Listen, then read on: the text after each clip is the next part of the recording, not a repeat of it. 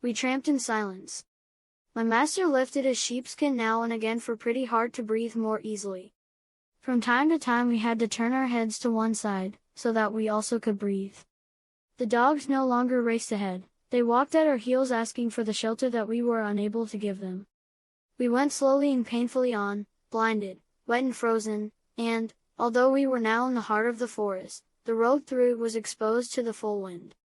Several times I saw my master glance to the left, as though he were looking for something, but he said nothing. What did he hope to find? I looked straight before me, down the long road. As far as my eye could reach, I could see nothing but woods on either side. I thought we should never come to the end of that forest. I had seen the snow falling only through the window panes of a warm kitchen. How far off that warm kitchen seemed now. Our feet sunk into the white bed of snow, deeper and deeper. Then, suddenly, without saying a word, Vitalis pointed to the left. I looked and saw indistinctly a little hut made of branches. We had to find the track that led to the hut. This was difficult, for the snow was already thick enough to efface all trace of a path. We scrambled through the bushes, and after crossing a ditch, we managed at last to reach the hut and get inside. The dogs, in ecstasy, rolled over and over on the dry ground, barking. Our satisfaction was no less keen than theirs. I thought there would be a woodcutter's cabin somewhere in the forest, said Vitalis. Now, it can snow. Yes, let it snow, I said defiantly, I don't care. I went to the door, or rather to the opening of the hut, for there was neither door nor window, and shook my coat and hat, so as not to wet the inside of our apartment. Our quarters were very simply but strongly built. Its furniture consisted of a heap of dirt and some big stones for seats. In a house like this it was not difficult to find fuel, we had only to take it down from the walls and the roof, dragging out a few faggots here and there. This was quickly done, and soon we had a bright flaming fire. It is true that the hut was soon filled with smoke, but what did that matter? There was a flame, and it was heat that we wanted. I lay down, supporting myself on my two hands, and blew the fire. The dogs sat around the grate gravely, with necks stretched out they presented their wet sides to the flames. Pretty Hard soon ventured to peep from under Vitalis' coat, prudently putting the end of his nose outside. He looked about to take in his surroundings. Evidently satisfied, he jumped quickly to the ground and taking the best place before the fire he held out his two little trembling hands to the flames. That morning before I had risen, Vitalis had packed some provisions. There was some bread and a piece of cheese. We all expressed satisfaction at the sight of the food. Unfortunately, we were only able to have a very small piece, for not knowing how long we should have to stay in the hut, Vitalis thought it advisable to keep some for supper.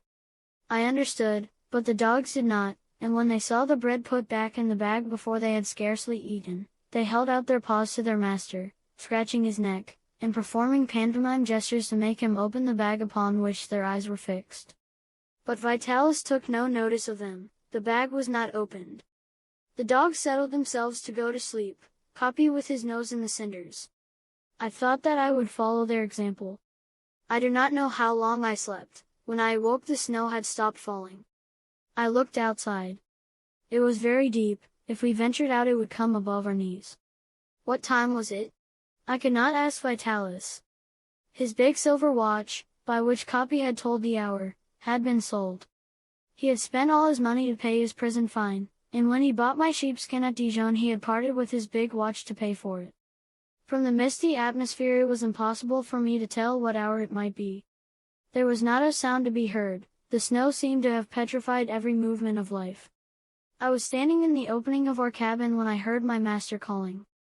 "Do you want to get on your way?" he asked. "I don't know, I want to do what you wish." "Well, I think we ought to stay here, we are at least sheltered and have warmth." That was true, but I remembered that we had no food. However, I said nothing. "I'm afraid it will snow again," continued Vitalis. "We don't want to spend the night outside. Better stay here." Yes, we should have to stay in the hut and tighten our belts round our stomachs, that was all. At supper Vitalis divided the remainder of the bread. Alas, there was but little, and it was quickly eaten, we gobbled up every crumb. When our frugal supper was over I thought that the dogs would begin making signs for more as they had done before, for they were ravenous. but they did nothing of the kind, and once again I realized how great was their intelligence. When Vitalis thrust his knife into his trouser pocket, which indicated that the feast was over, Capi got up and smelled the bag in which the food was kept. He then placed his paw on the bag to feel it. This double investigation convinced him that there was nothing left to eat. Then, coming back to his place before the fire, he looked at Zerbino and Dulcie. The look clearly signified that they would get nothing more. Then he stretched himself out his entire length with a sigh of resignation. There is nothing more. It is useless to beg. He said this to them as plainly as though he had spoken aloud.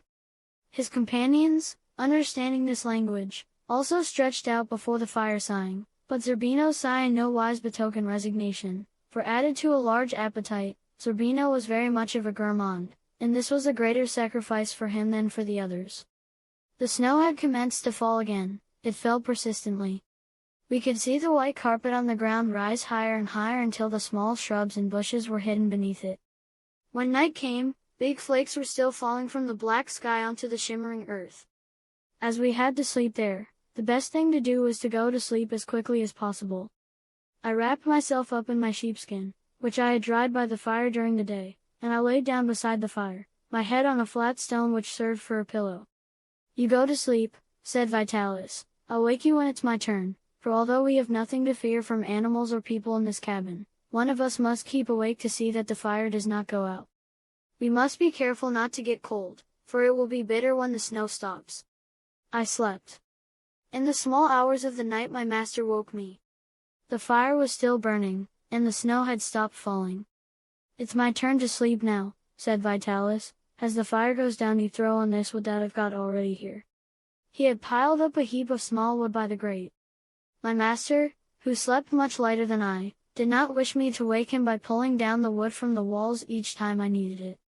So from this heap that he had prepared, I could take the wood and throw on the fire without making a noise. It was a wise thing to do, but alas, Vitalis did not know what the result would be. He stretched out now before the fire with Pretty Heart and his coverlet cuddled up against him, and soon, from his deep breathing, I knew that he had fallen asleep. Then I got up softly and went to the opening to see how it looked outside. All the grass, the bushes, and the trees were buried in snow. Everywhere the eye rested was a dazzling white. The sky was dotted with twinkling stars, but although they were so bright it was the snow which shed the pale light over the earth. It was much colder now. It was freezing hard. Oh! What should we have done in the depths of the forest in the snow and the cold if we had not found this shelter? Although I had walked on tiptoe to the opening without scarcely making a sound, I had roused the dogs, and Zerbino had followed me. The splendor of the night was nothing to him. He looked on the scene for a moment, and then became bored and wanted to go outside. I ordered him to return to his place. "Foolish dog, wasn't it better to stay by the warm fire in this terrible cold than to go prowling around?" He obeyed me, but with a very bad grace, and kept his eyes fixed on the entrance. I stayed there for a few minutes longer, looking at the white night. It was beautiful, but although I enjoyed it, somehow I felt a vague sadness. I could have gone inside and not looked, of course, but the white, mysterious scene held me fascinated. At last I went back to the fire and having placed 2 or 3 long pieces of wood crossways upon one another, I sat down on the stone which had served me for a pillow. My master was sleeping calmly, the dogs and Pretty Heart also slept, and the flames leapt from the fire and swirled upward to the roof, throwing out bright sparks. The spluttering flame was the only sound that broke the silence of the night. For a long time I watched the sparks, then little by little I began to get drowsy, without my being aware. If I had been compelled to busy myself with getting the wood, I could have kept awake, but seated before the fire with nothing to do, I became so sleepy, and yet all the time I thought that I could manage to keep awake. I sprang up suddenly, awakened by a violent barking. It was night. I probably had slept for a long time and the fire was almost out. No flames lit the hut now. Capi was barking loudly, furiously. But, strange. There was no sound from Zerbino or Dulcie. "What's the matter?" cried Vitalis, waking up. "I don't know. You've been to sleep, and the fire's gone out." Capi had run to the opening, but had not ventured outside. He stood on the threshold barking. "What has happened?" I asked in my turn. In answer to Capi's barks came 2 or 3 mournful howls. I recognized Dulcie's voice. These howls came from behind her hut and at a very short distance. I was going out. But Vitalis put his hand on my shoulder and stopped me. First, he said, in a tone of command, put some wood on the fire. While I obeyed, he took a sprig from the fire and blew it out until only the point remained burning. He held the torch in his hand. Come and see what is the matter, he said. You walk behind me. Go ahead, Capi. As we went out there was a frightful howl. Capi drew back, cowering behind us in terror. Wolves. Where are Zerbino and Dulcie? What could I say? The 2 dogs must have gone out while I slept. Zerbino had waited until I was asleep and had then crept out, and Dulcie had followed him. The wolves had got hold of them. There was fear in my master's voice when he asked for the dogs. Take a torch, he said, we must go to their aid. In our village I had heard them tell terrible stories of wolves, yet I could not hesitate. I ran back for a torch, then followed my master. But outside we could see neither dogs nor wolves. On the snow we could see only the imprint of the 2 dogs' paws. We followed these traces around the hut, then at a certain distance we could see a space in the snow which looked as though some animals had been rolling in it. Go and look for them, Capi, said my master. At the same time he whistled to attract Zerbino and Dulcie. But there was no barking in reply, no sound disturbed the mournful silence of the forest, and Capi, instead of running off as he was told, kept close to us, giving every sign of fear. Capi, who was usually so obedient and brave. There was not sufficient light for us to follow the imprints any distance. The snow around us was dazzling, but beyond seemed all vague and obscure. Again Vitalis whistled and shouted for the missing dogs. There was no answering bark. Oh, poor Zerbino, poor Dulcie. The wolves have got them, said Vitalis. Why did you let them go out? Yes? Why? I had nothing to say. We must go and look for them, I said after a pause. I went before him, but he stopped me. Where will you look for them? He asked. I don't know, everywhere. We can't tell, in this dim light, where they have gone. That was true, and the snow came up above our knees. Our 2 torches together could not penetrate the shadows. If they do not reply, it is because they are a long way off, he said. We must not go on, the wolves might attack us also. We cannot defend ourselves. It was dreadful to have to leave the poor dogs to their fate, our 2 friends particularly to me. And the terrible part of it was that I knew that I was responsible. If I had not slept they would not have gone out. My master had turned back to the hut. I followed, looking back at each step, stopping to listen. I heard nothing, and saw nothing but the snow. When we reached the hut another surprise awaited us. The branches that I had thrown on the fire were aflame and lit up the darkest corners of the cabin, but Pretty Heart was nowhere to be seen. His coverlets were there before the fire, but he was not in them. I called.